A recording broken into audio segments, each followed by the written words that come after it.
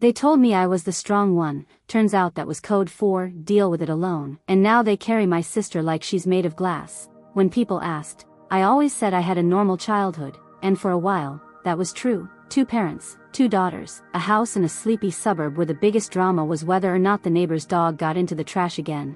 I was the oldest. My sister, Ava, was only a year behind me. We were close enough in age that people confused us for twins. When we were little, it was easy then. Birthday parties, soccer games, family trips to the lake. Normal, until Ava got sick. I was 10, she was 9. It came out of nowhere. One day she had a fever, the next she was in the ICU, hooked up to more tubes and machines than I'd ever seen. It got bad fast. I remember overhearing words like complications and critical. I remember nights when Mom and Dad wouldn't come home at all. They lived in that hospital, at Ava's side, and me? I became background noise. Homework on my own, dinners alone, packing my own lunches. For months, I was invisible, except to Grandpa Hank, my dad's dad. He showed up when no one else did, took me out for greasy burgers, helped me with math problems, sat on the porch with me in silence when the nights got too heavy. He never said much, but he saw me, and when Ava finally came home, fragile and thin and pale, nothing went back to the way it was. She became the sun in our little family universe.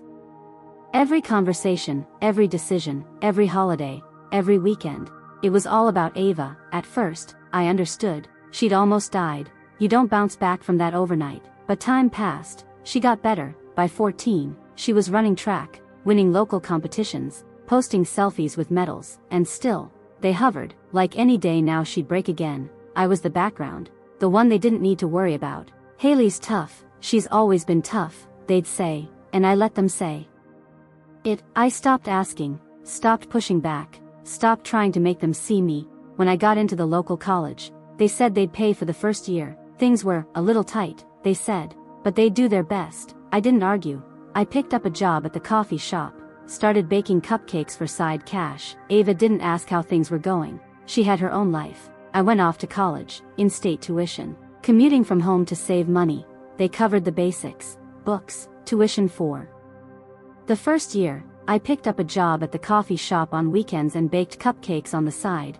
It was fine, manageable. Ava was still in high school then, senior year, queen of the track team, captain, trophies, prom committee, all of it. She had the newest phone, birthday gift, apparently, the nicest clothes, always talking about the college offers piling up, the meets she was winning, the boys who liked her. When I came home on weekends, the house revolved around her. Ava's races, Ava's grades, Ava's next big event. Mom would beam like Ava was the crown jewel of the family. Dad too. They talked about her future like she was already a star. And me? I sat at the table, ate my dinner, smiled when I was supposed to, tried not to notice the way they forgot to ask about my classes, or how many shifts I worked that week, or whether I was sleeping at all. Grandpa Hank still checked in once in a while, but even that faded. Everyone was busy. I told myself it didn't matter, that this was life, that Ava had been through more. She deserved more. And me? I was the sturdy one, the background character. I learned to live with that, or at least, I pretended I did. But the resentment? It was there, quiet, like a splinter under my skin, and it was starting to fester. The summer before my second year started like every other, quietly, with me working extra shifts, stacking cash for textbooks, rent, and whatever surprises life had planned. I'd gotten used to it, budgeting down to the penny, saying no to outings, to cute shoes in the mall window, to anything that wasn't essential. Ava? She was gearing up for her freshman year like it was the opening act of a movie about her. New dorm decor, new clothes, new shoes, new everything. She told everyone she'd gotten a sports scholarship. Maybe she had, maybe she hadn't. I didn't ask. I didn't want to know. One night, out of nowhere, Mom and Dad called me into the living room. Ava wasn't there. She was at some team thing. As usual, Dad called it up family talk. Like we were still a family that did those. I sat down on the same couch I grew up on, the one where we used to watch movies together, before Ava got sick, before everything shifted. Mom cleared her throat, folded her hands like she was about to deliver a corporate layoff speech. Haley, we need to be upfront with you, she started. Her tone was soft, too soft, that made my stomach twist. We've been reviewing our finances. Things have been tighter than we thought, between bills, your dad's hours being cut, and, well, Ava starting college too.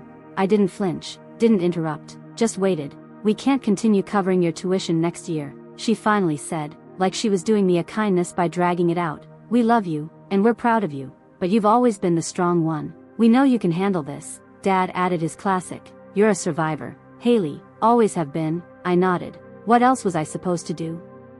Beg? Cry? Throw a fit like Ava would? They'd already made up their minds. Maybe they always had. "Okay," I said. Just that. I stood up, walked out, and didn't look back. In my room, I stared at the wall for a long time. I wasn't surprised, not really, but it still stung in a place I thought had gone numb years ago. I spent the rest of the night applying for more shifts, researching scholarships, planning out how many cupcakes I'd have to bake to make up the difference.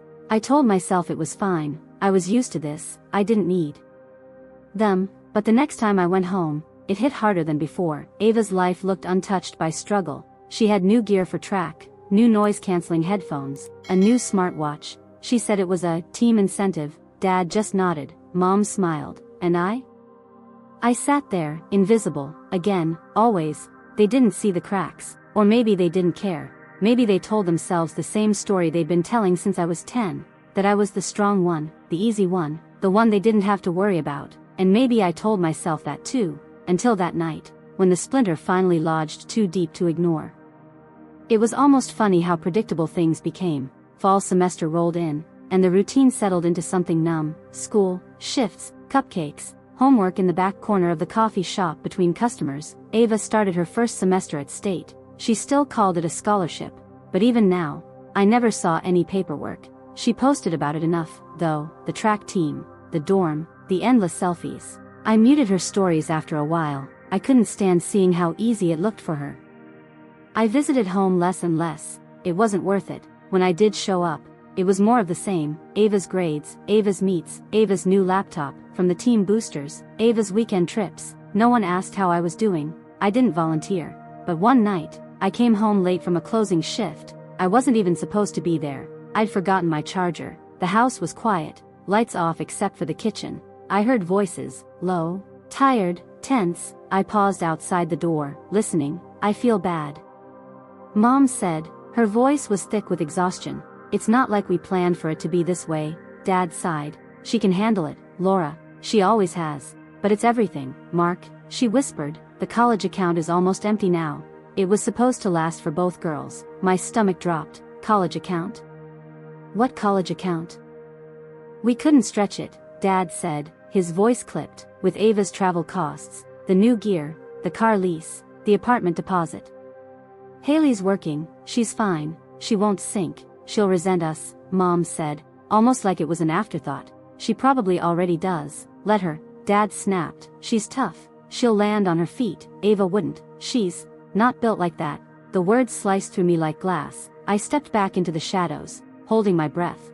They talked like I was some machine programmed to endure anything. Like I didn't feel it, like my life didn't matter as much. I waited until the kitchen light went off before slipping upstairs, hands shaking, heart pounding. That night, I didn't sleep. I stared at the ceiling, every word echoing in my skull. There was a college account, there had been money, and they used it all. For Ava, I shouldn't have been surprised, but hearing it out loud, hearing them justify it like it was some practical decision, it broke something in me I didn't even realize was still whole. I wasn't the strong one, I was the disposable one, the safety net, the backup plan, and I decided, right then and there, that when I got out of this house, I wasn't coming back. I couldn't take it anymore, the pretending, the silence, the gnawing feeling in my gut that maybe I wasn't crazy, maybe they really did choose her over me. So I got on the bus after my shift. I didn't text ahead, I just showed up at Grandpa Hank's place. He lived on the other side of town, above the bakery he still ran. Even though he liked to grumble about retirement, he opened the door in his usual flour-dusted jeans and a worn t-shirt that said, "Real men bake." Well, if it isn't my favorite granddaughter, he joked, stepping aside. "Guess the old man's still good for something." I smiled weakly. I think he saw through it right away. "What's eating you, kiddo?" he asked once we sat at the tiny kitchen table. Smelled like cinnamon and old memories. I didn't even sugarcoat it. I told him everything, or at least, everything I knew. The family meeting, the tuition cut off, Ava's golden life versus my constant hustle, the way they looked at me like I should be proud to suffer. He listened, quiet, That grandfather's quiet I'd known since I was a kid. When I finished, he rubbed his jaw, thinking, that doesn't sound right. Haley, he finally said, your dad and I set up a college fund for you girls years ago, over 60 grand. I made sure of it. It was supposed to cover you both. Split fair and square. My breath caught. They never told me about that. His face darkened. They weren't supposed to touch it for anything else. It was locked. They did, Grandpa. It's gone.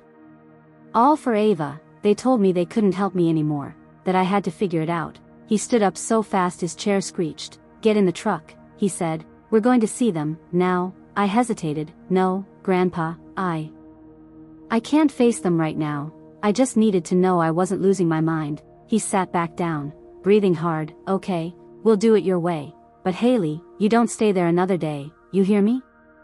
Pack your stuff, you can move in here, no arguments. I nodded, throat tight. Thanks, Grandpa. I stayed that night in the tiny spare room above the bakery. It smelled like bread and sugar and felt safer than anywhere I'd been in years. The next morning, I went home early. I packed my bags. No big scene, no tears, just a note on the kitchen table. I thought nothing you did could surprise me anymore. Guess I was wrong. Thanks for making it crystal clear. I'm done. This is where it ends. I didn't see them again, not for weeks. No calls, no texts, silence. I guess they didn't feel the need. Or maybe they just didn't know what to say to a daughter who finally stopped playing along. Grandpa Hank told me later that he'd gone over there, alone. I didn't ask. I figured he'd yell. They'd deny. Nothing would change. But one night, while I was scraping cinnamon rolls off the tray in the bakery kitchen, he told me anyway. I laid it out for them, he said, his voice flat, like he didn't have the energy for anger anymore. Told them exactly what I thought of how they treated you. And I shut down the account. Drained it. What little was left, I put in your name. I froze. Grandpa. It wasn't much. He cut me off. I've been throwing in a couple hundred here and there from the bakery profits. Figured they were using it right. Guess I was the fool. He sighed, rubbing his eyes. But from now on, no more middlemen, no more polite family dinners. You need something, you come straight to me. I swallowed the lump in my throat. Thanks, Grandpa. But I'm okay. I'll figure it out. He shook his head. You shouldn't have to figure it out alone. Haley, you've been doing that since you were 10. He paused, then added, almost like he was offering me a lifeline I didn't even know I needed. If you want, you can pick up extra shifts here. Weekends, evenings, whatever. We always need hands. I blinked. You serious? Kiddo, I wouldn't offer if I didn't mean it. You've always been the hardest worker in this family. Time to put that to use for someone who appreciates it. That night, I stayed in the spare room above the bakery. It was small, smelled like yeast and cinnamon. The walls were thin, and the mattress creaked every time I turned over. But it felt safe, like I could finally exhale. No tense silences, no invisible rules. No watching Ava get treated like glass while I was expected to carry the world. Just me, a stack of bakery catalogs, and the hum of the ovens downstairs. The next morning, I threw on an apron and started learning the ropes. It wasn't glamorous. Long hours on my feet, early mornings, flour everywhere. I made mistakes, burned a tray of muffins, miscounted change. But Hank didn't yell. He just chuckled, showed me how to fix it, and moved on. For the first time in forever, I didn't feel like I was failing at life. I felt like I was learning, earning, existing on my own terms. When customers smiled at me over the counter, when I pulled a perfect sourdough from the oven, when I collapsed into bed at the end of the day smelling like bread and sugar, I felt more alive than I had in years. Ava texted once, some half-hearted, hope you're okay. I didn't answer. I wasn't ready. Maybe I never would be. It didn't take long for Ava's world to crack. Grandpa Hank pulled the plug on the accounts. The credit cards dried up. The car lease gone. The apartment rent notice came in, and this time there was no mom or dad to swoop in and cover it under the table. At first, I heard nothing. Total radio silence. I figured they were too embarrassed to call me, or maybe still hoping I'd magically cave and go back to playing the family doormat. But the universe has its way of feeding you the things you try to avoid. Lisa called me that night. Lisa Harper. We weren't exactly friends in high school, but she still lived across the street from my parents. She opened with, okay, Haley, not my business, but you might want to know. Turns out, Ava had shown up at the house and lost it.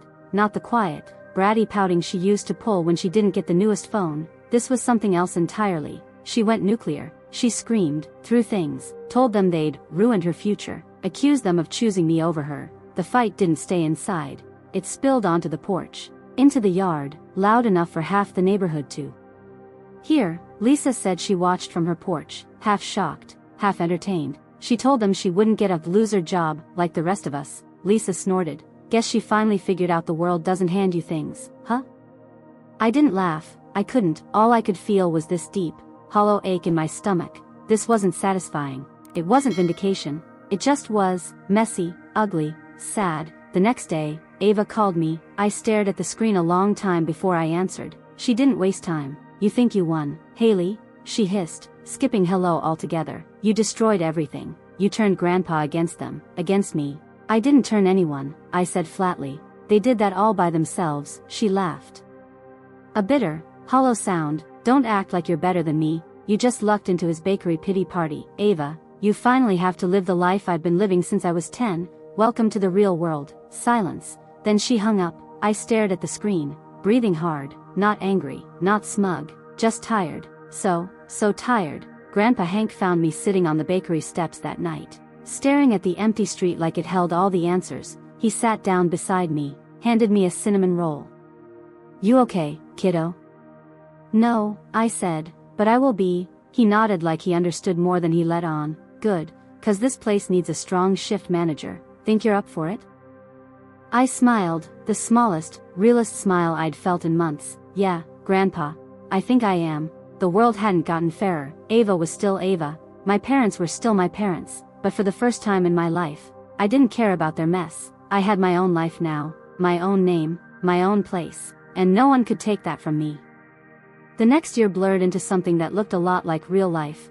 Not the glossy version Ava always posted online. The actual, hard, hands dirty, paycheck to paycheck version. And weirdly enough, I didn't hate it. I balanced classes, shifts at the bakery, managing weekend orders, and sometimes, when I wasn't too exhausted, I let myself dream a little about what it might be like to have my own place, my own shop, my own life that didn't have to carry their shadows. Grandpa Hank taught me everything he knew, and that man knew a lot, about bread, about people, about grit, and for the first time, I felt like I wasn't just surviving, I was building something. Ava faded into the background. She unfollowed me on everything, and I let her. My parents tried to reach out a few times, texts, voicemails. My mom sent a long message on my birthday about how family should stick together, and we can fix this if we all just talk. I deleted it without replying. Grandpa asked once if I wanted to deal with them. Not yet, I said. Maybe not ever. Fair. He shrugged. They made their choices.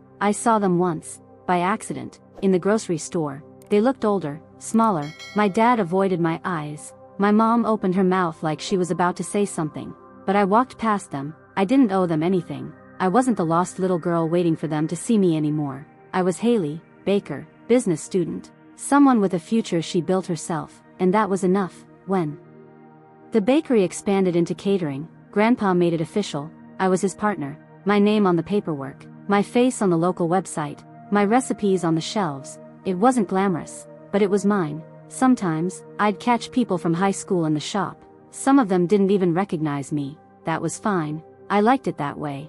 I got to be someone new, someone real. Lisa stopped by once, ordered a cake for her sister's wedding. She leaned over the counter and grinned. Looks like you're doing okay for a background extra, huh? I laughed, the first real laugh in a long time. Guess so. And just like that, the past felt a little further away. It was almost closing time when Ava walked in. I almost didn't recognize her. She looked smaller, like the world had finally pressed down on her the way it always pressed down on me. She stood awkwardly by the counter while I wiped down trays. She didn't order anything, just waited. We're closing in 10, I said, not looking up. I know. She sounded tired, different. When the last customer left, I flipped the sign, locked the door, and turned back to her. What do you want, Ava? She hesitated, played with the sleeve of her hoodie. She never used to fidget. Can we talk? Like, really talk?